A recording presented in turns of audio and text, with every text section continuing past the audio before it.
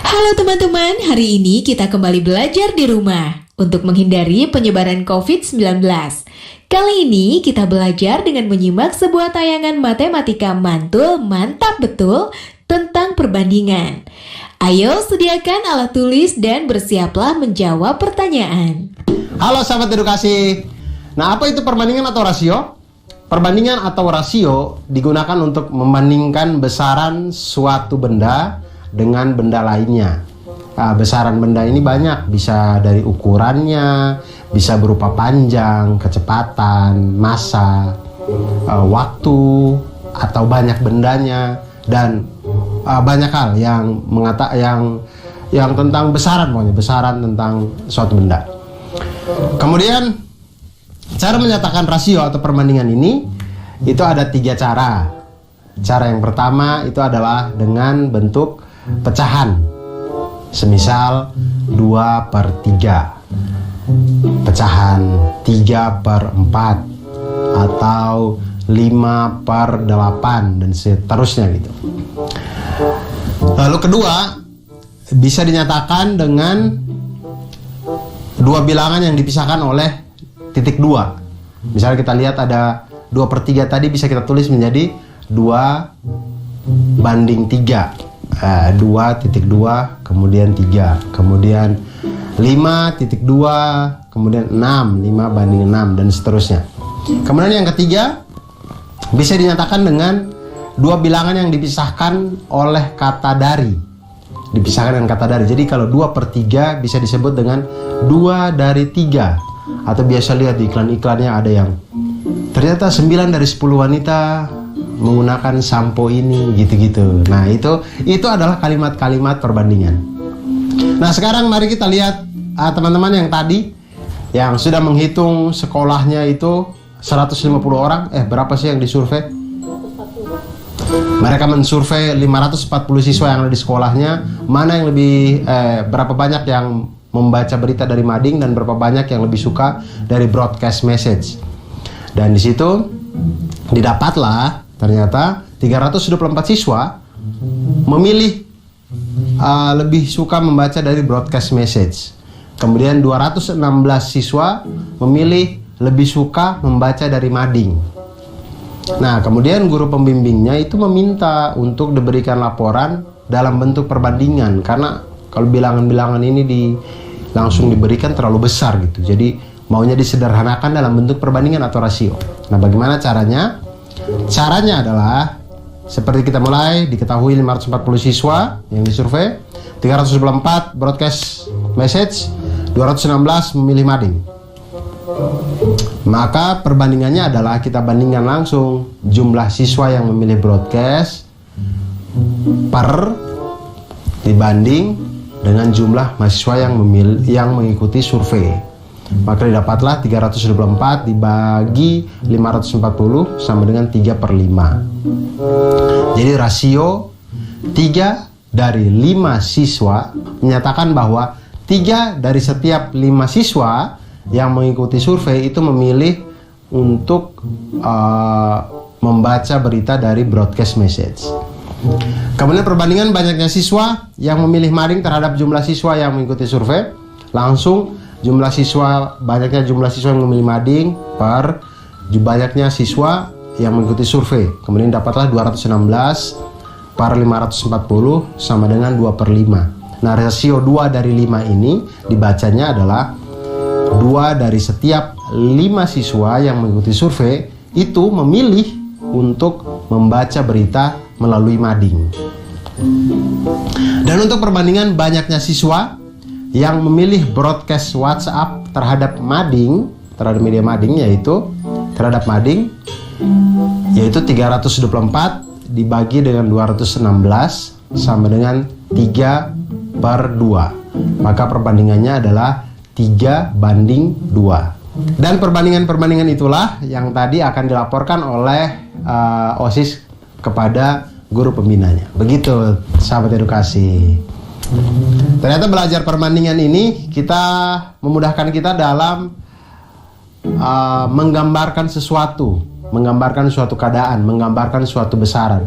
Jadi teman-teman ketika menemukan suatu tempat atau suatu keadaan yang itu dia heterogen segala macam, jadi banyak hal yang bisa ditemukan di situ, itu bisa kita sederhanakan dengan menampilkan data berupa rasio atau perbandingan. Dan itu sehari-hari, karena kita bisa melihat jarak antar kota, kemudian pembuatan peta, kemudian miniatur barang, modeling dan segala macamnya, itu semuanya dengan konsep perbandingan. Oleh karena itu, jangan pernah lelah untuk belajar matematika, karena matematika akan selalu membuat kita menjadi lebih mantap. Bagaimana teman-teman? Sudah paham ya pelajaran tentang perbandingan senilai? Yuk kita latihan menjawab soal berikut. 1. Bentuk sederhana dari perbandingan 20 banding 5.000. Perbandingan senilai. Semakin besar A, semakin besar juga B. Dua perbandingan atau rasio yang sama membentuk suatu perbandingan senilai. Jadi biasanya perbandingan senilai ini dipisahkan oleh tanda sama dengan. Dan perbandingan senilai adalah suatu pernyataan yang menyatakan bahwa dua rasio itu adalah sama. Sekarang kita lihat masalah yang tadi dialami oleh dua teman kita tadi, sahabat edukasi. Mereka ingin membuat kue ya. Keduanya berniat membuat 21 kue. Dalam resep itu ada 3 kue memerlukan 270 gram terigu. Kemudian 5 buah telur dan 120 gram gula. Nah, berapa banyak bahan-bahan yang diperlukan untuk membuat 21 kue? Jika harga terigu adalah Rp9.000 per kilogram, telur adalah Rp2.500 per butir, dan gula pasir adalah Rp12.000 per kilogram. Berapa banyak kue yang bisa dibuat jika dia hanya mempunyai uang Rp50.000? Kalau saya sih punya uang Rp50.000, daripada bikin kue mending beli gorengan, beres. Nah, pertama kita buat perbandingan senilainya dulu. Biasanya perbandingan senilai kita pakai tabel. Kita buat tabelnya. Karena 3 kue memerlukan 270 gram terigu, 5 buah telur, dan 120 gram gula, maka kita bisa buat tabel. Tabelnya menjadi kue 3, kemudian terigu 270, telur 5, gula 120. Nah, masalah selanjutnya adalah, lalu untuk 21 kue, itu kita misalkan terigunya adalah X, kemudian telurnya adalah Y, dan gulanya adalah Z. Kenapa begitu? Ya namanya juga matematika. Matematika itu yang begitu. Kita harus misalkan. Kita misalkan karena kita belum tahu. Nah, sekarang dari tabel yang sudah kita misalkan tadi, kita sekarang bisa menghitung dengan perbandingan senilai. Hitungan pertama untuk terigu misalkan. Maka terigu itu kita dapat dengan membuat perbandingan 3/21 sama dengan 270 per X. Dikali silang. Di situ 3X sama dengan 270 kali 21. Kemudian 3X sama dengan 5.670. X sama dengan kedua ruas dikali dengan sepertiga. X sama dengan 5.670 per 3. X sama dengan 1.890. Maka terigu yang dibutuhkan untuk 21 kue adalah 1.890 gram terigu. Dan yang kedua, telur. Sama dengan perbandingan senilai, kita pakai data yang di tabel tadi. Perbandingannya kita dapat 3/21 sama dengan 5 per Y. Dikali silang, 3Y sama dengan 5 kali 21, 3Y sama dengan 105. Kemudian kedua ruas kita kali dengan sepertiga, Y sama dengan 105 per 3, Y sama dengan 35. Nah, jadi telur yang dibutuhkan untuk membuat 21 kue itu adalah 35 butir telur. Dan yang berikutnya, hal yang sama kita lakukan kepada gula. Kita ambil perbandingannya 3/21 sama dengan 120 per Z. 3Z kita kali silang. 3Z sama dengan 120 kali 21. 3Z sama dengan 2.520. Kemudian kedua ruas kita kali dengan sepertiga. Maka Z sama dengan 2.520 per 3. Z sama dengan 840. Nah, jadi gula yang dibutuhkan untuk membuat 21 kue itu adalah 840 gram gula. Jadi tabel yang tadi bisa kita lengkapi dan kita lihat semakin banyak kue, maka bahan-bahannya juga semakin banyak. Nah, inilah yang menunjukkan bahwa ini adalah perbandingan senilai. Nah, jadi kita lihat tadi harga telur, harga terigu dan harga gula itu sudah ada diketahui. Kita lihat untuk 3 kue ternyata memerlukan uang 270 gram terigu kita rubah ke kilogram menjadi 0,27 kilogram dikali dengan Rp9.000 per kilogram.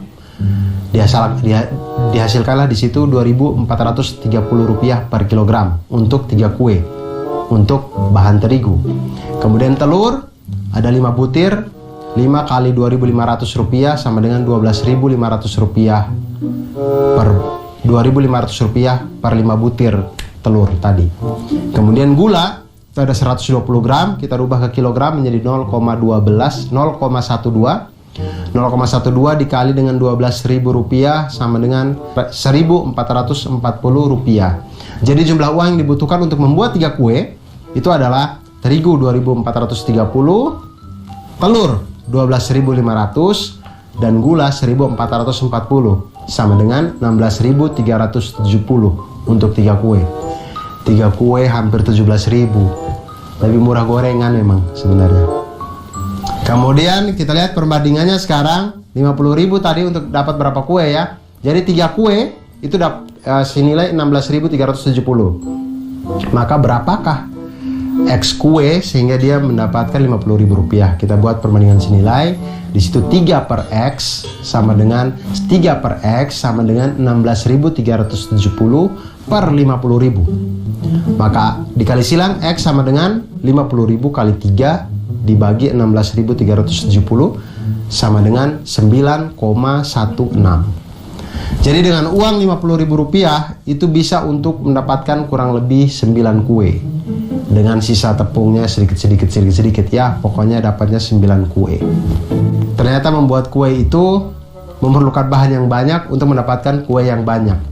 Karena kita berbicara di perbandingan senilai. Dan perbandingan senilai ini itu sering sekali kita gunakan di dalam kehidupan kita sehari-hari. Oleh karena itu sahabat edukasi, jangan pernah menyerah untuk belajar matematika, jangan pernah lelah untuk belajar matematika. Karena matematika itu membuat hidup kita menjadi lebih mantul, manfaat, betul. Bagaimana teman-teman? Sudah paham ya pelajaran tentang perbandingan senilai? Yuk kita latihan menjawab soal berikut. Sebuah mobil memerlukan 6 liter bensin untuk menempuh jarak 48 km. Jika mobil itu ingin menempuh jarak 240 km, maka bensin yang diperlukan adalah perbandingan berbalik nilai. Nah, apa bedanya perbandingan berbalik nilai dengan perbandingan senilai? Perbandingan senilai itu tadi seperti yang saya jelaskan, sahabat edukasi, bahwa perbandingan senilai itu ketika sisi yang satu semakin besar, maka sisi yang satunya juga akan makin besar. Tapi ketika perbandingan berbalik nilai, ketika sisi yang satunya nilainya makin besar, maka sisi yang sebelahnya nilainya akan semakin kecil. Itulah yang disebut dengan perbandingan berbalik nilai.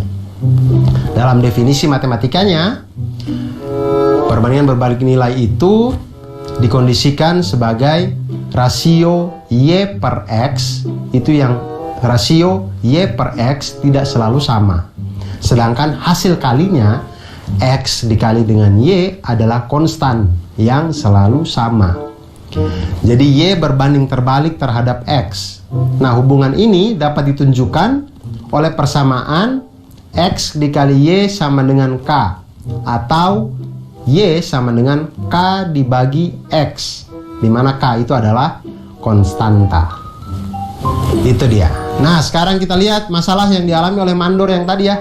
Mandor yang tadi mempunyai pekerja sebanyak 20 orang. Nah, 20 orang ini diminta untuk menyelesaikan proyek ini selama 25 hari. Kemudian mereka bekerjalah selama 10 hari. 10 hari bekerja, ternyata pekerjaannya berhenti selama 3 hari. Nah, pertanyaannya sekarang adalah, jika pekerjaan tersebut harus diselesaikan tepat waktu, maka banyak pekerja yang diperlukan untuk tepat waktu itu adalah berapa? Nah, pertama seperti biasa kita susun hal-hal yang kita ketahui ini, sahabat edukasi, di dalam tabel sehingga pikiran kita runut gitu ya. Kita lihat di situ jumlah pekerja itu 20 pekerja. Untuk awal, waktu yang dibutuhkan adalah 25. Kemudian pekerjaan itu sudah diselesaikan selama 10 hari. Sudah dikerjakan selama 10 hari, belum selesai. Sudah dikerjakan selama 10 hari. Maka waktu yang tersisa adalah 25 dikurangi dengan 10 sama dengan 15 hari. Jadi selama 10 hari bekerja itu ada 20 pekerja. Kemudian selanjutnya, setelah 10 hari bekerja, pekerjaan ini terhenti selama 3 hari. Maka kita lihat di situ waktu yang tersisa adalah 15 dikurang dengan 3 sama dengan 12. Jadi waktu yang tersisa tinggal 12 hari.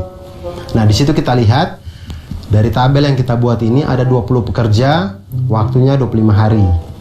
Nah, sekarang X pekerja untuk 12 hari. Nah, berapa banyak nih pekerjanya?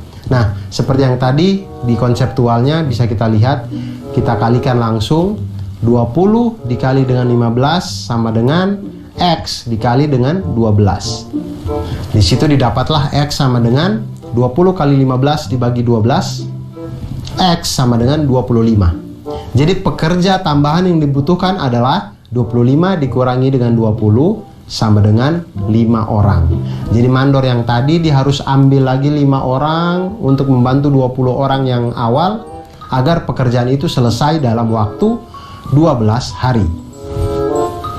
Dan sekali lagi, sahabat edukasi, jangan pernah menyerah untuk belajar matematika, jangan pernah lelah. Semoga ceria terus hidupnya karena matematika itu membuat kita menjadi mantul, manfaat betul. Bagaimana teman-teman? Sudah paham ya pelajaran tentang perbandingan senilai? Yuk kita latihan menjawab soal berikut.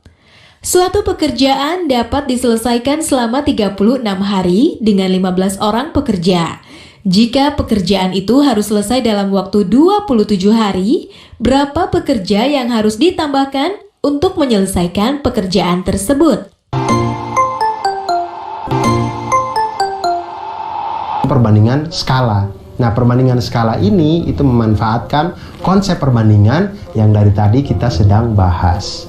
Nah, jadi sahabat edukasi, biasanya skala ini kita temukan di gambar-gambar, di model-model, modeling-modeling. Kalau kalian biasanya membeli mainan mobil, di dusnya itu ada tulisan 1:12. Ada lagi 1:54. Nah, itu adalah bentuk perbandingan skala yang maksudnya misalkan mainan motor kita beli tulisannya 1:12. Itu maksudnya 1 cm pada model yang kita beli itu mewakili 12 cm pada ukuran yang sebenarnya. Jadi kalau gambar itu kita besarin sebanyak 12 kali, jadinya seperti motor yang sebenarnya. Seperti itu. Nah, setiap peta itu memiliki skala dan setiap model juga biasanya memiliki skala.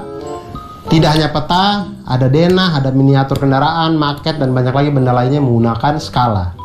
Nah, skala ini digunakan untuk menyatakan perbandingan antara ukuran gambar dan ukuran sebenarnya. Misal, ada provinsi dengan skala 1:1 juta. Itu artinya 1 cm pada peta itu mewakili 1 juta cm pada jarak sebenarnya.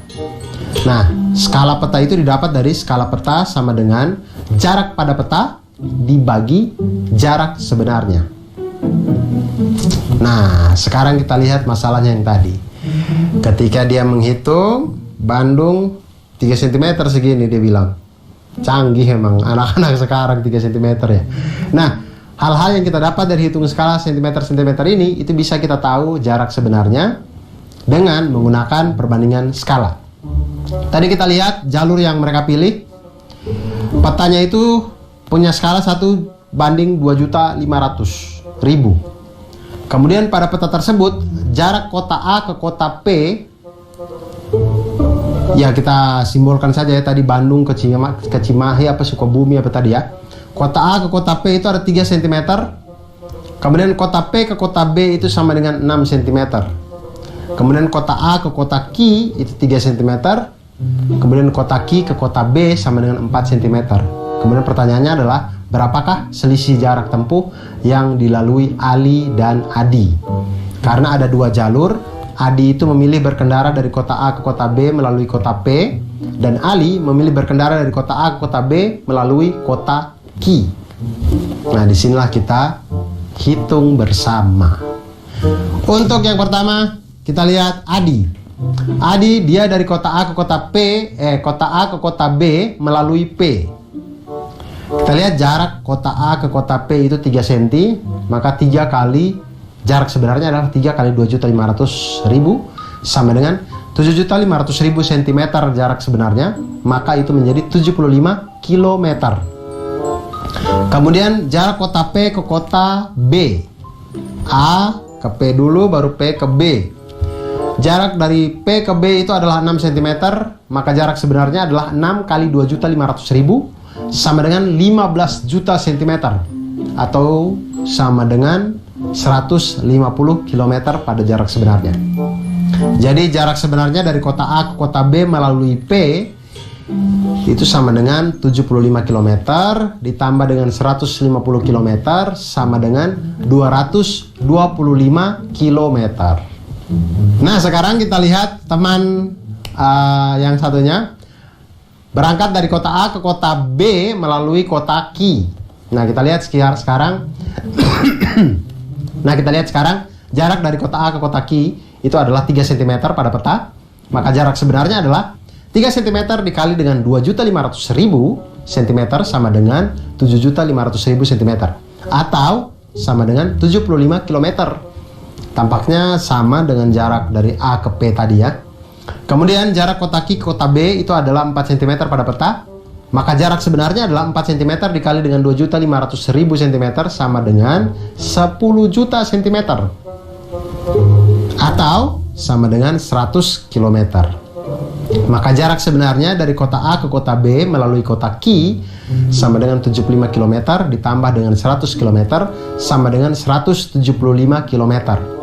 Jadi selisih jarak yang ditempuh oleh dua teman ini adalah 225 km dikurangi dengan 175 km sama dengan 50 km.